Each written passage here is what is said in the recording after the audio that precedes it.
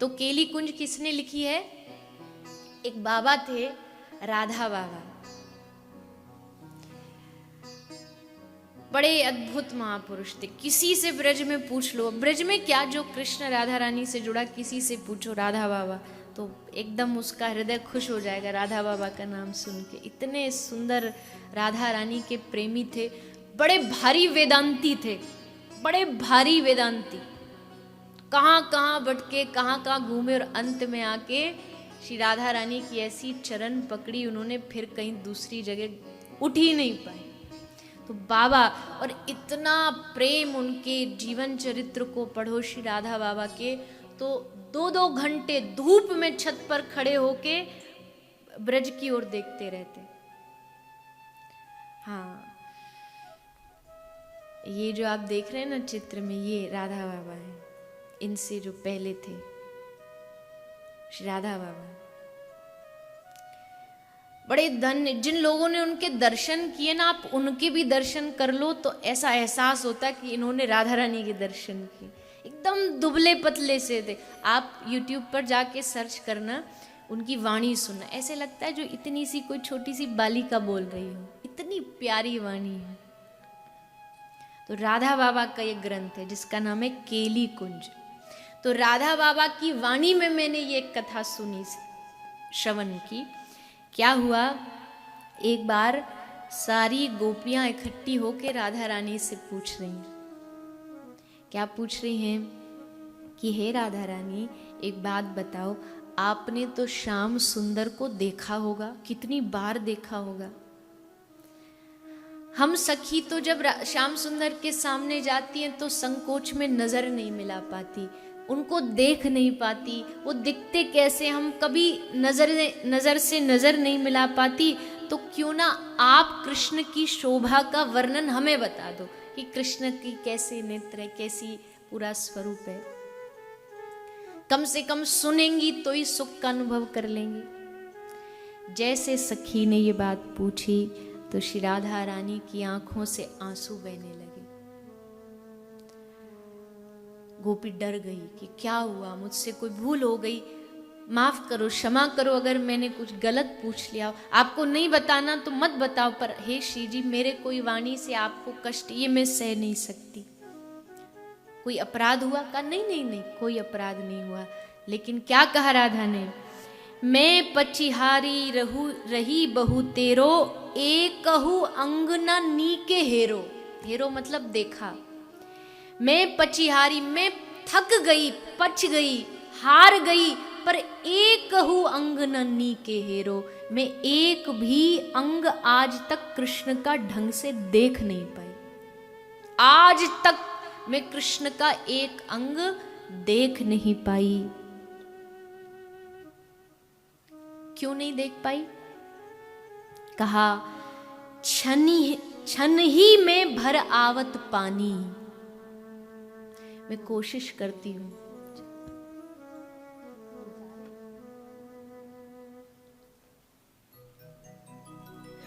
हमारे वेमली मंदिर से महेंद्र भाई जी पधारे हैं आज। एक बार सभी स्वागत करेंगे उनका।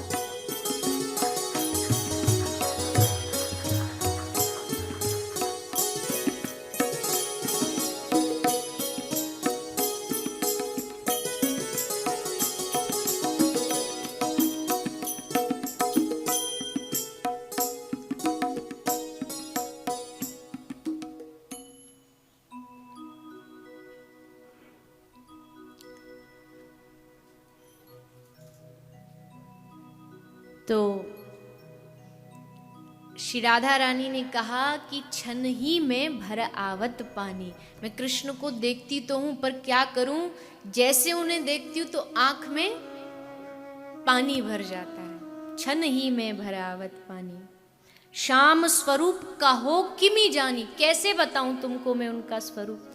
तो एक गोपी बोली, हे श्री राधा रानी, एक काम करो, थोड़ा अपने मन को कठोर बनाओ, कठोर बना के फिर एक दिन श्याम सुंदर का अच्छे से रूप देख करके फिर हमें बताओ कि वो कैसे दिखते हैं।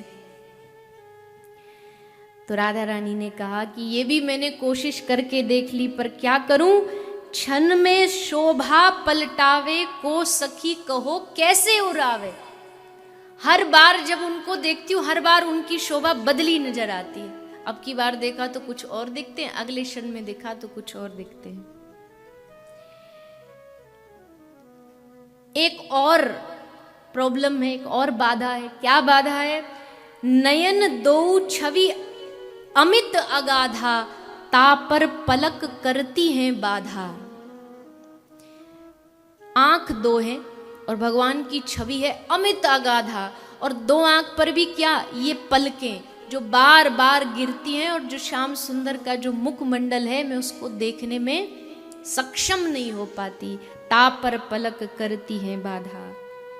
और ये कह के राधा रानी ब्रह्मा को कोसने लगी कि नंददास सब जड़न की ये गति, कहा कियो ये पूत कमल को। ये ब्रह्मा जी ने क्या कर दिया, कितना सुंदर शरीर बनाया, लेकिन जो ब्रज दीनो जन्म हमारो, देखन को मनमोहन प्यारो, तो कत नयन दिए सठ दोई, विधि सम निठुर और नहीं कोई। एक तो ब्रज में जन्म दिया, देखने को नंद किशोर श्याम सुंदर दिए, ऊपर से दो आंखें दे दी बस। इन दो आंखों से भला श्याम सुंदर की छवि हृदय में आ सकती है?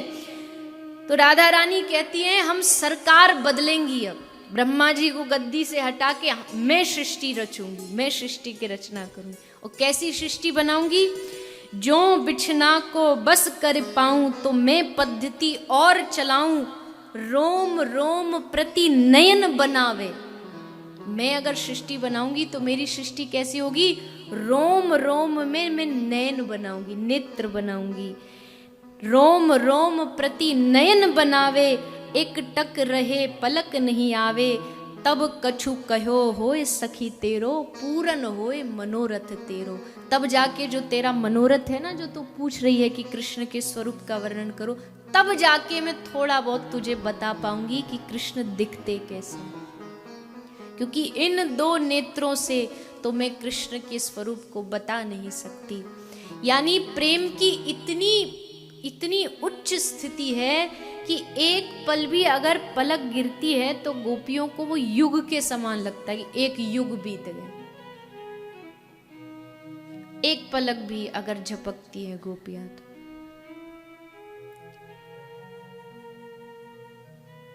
प्रातःकाल श्री कृष्ण गौचारण करने जाते और जब शाम को आते गोधूली बेला में, तो पूरा दिन गोपियां घर से बाहर अपनी छत पर खड़े होके बस इंतजार करती। एक एक क्षण लगता कि कब श्याम सुंदर आएंगे, कब उनका दर्शन होगा।